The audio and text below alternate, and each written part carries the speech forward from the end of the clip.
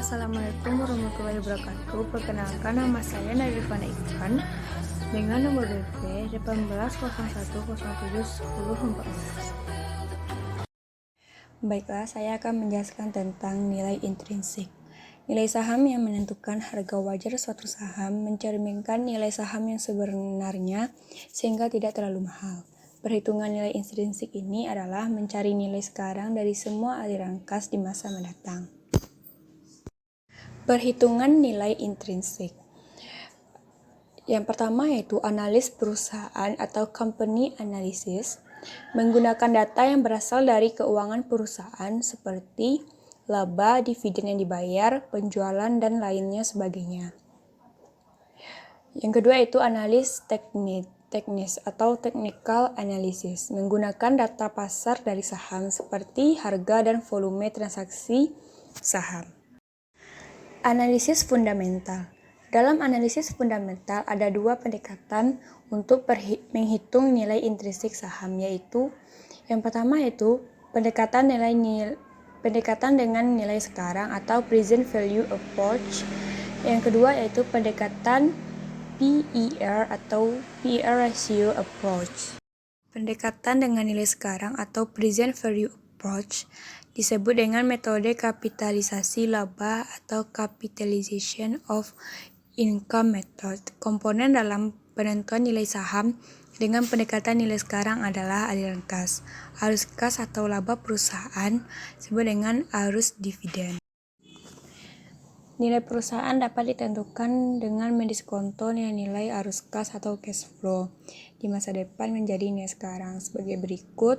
PO sama dengan sigma T sama dengan 1 arus kas per 1 tambah K pangkat T, yang mana PO itu yaitu nilai sekarang dari perusahaan atau value of the firm.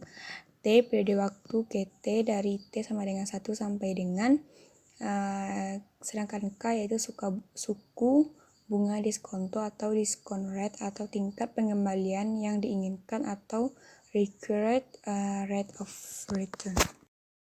Model diskonto dividen. Perusahaan harga saham sekarang yang menyatakan bahwa nilai saham sama dengan present value dari semua dividen yang diharapkan diterima di masa yang akan datang.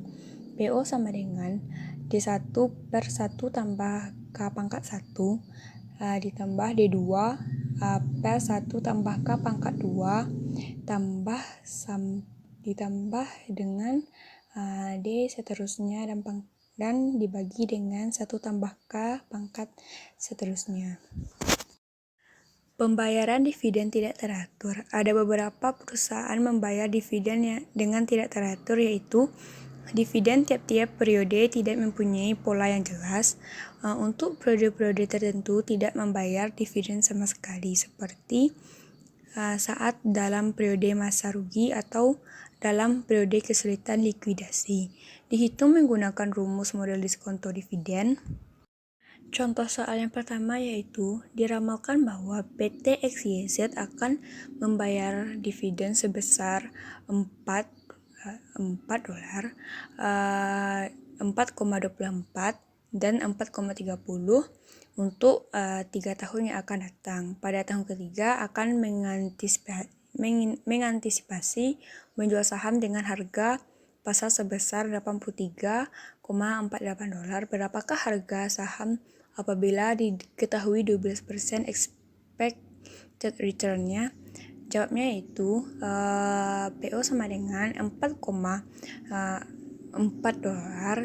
dibagi dengan 1 tambah 0,12 pangkat 1 tadi, yang mana 0,12 itu yaitu diketahui dari 12%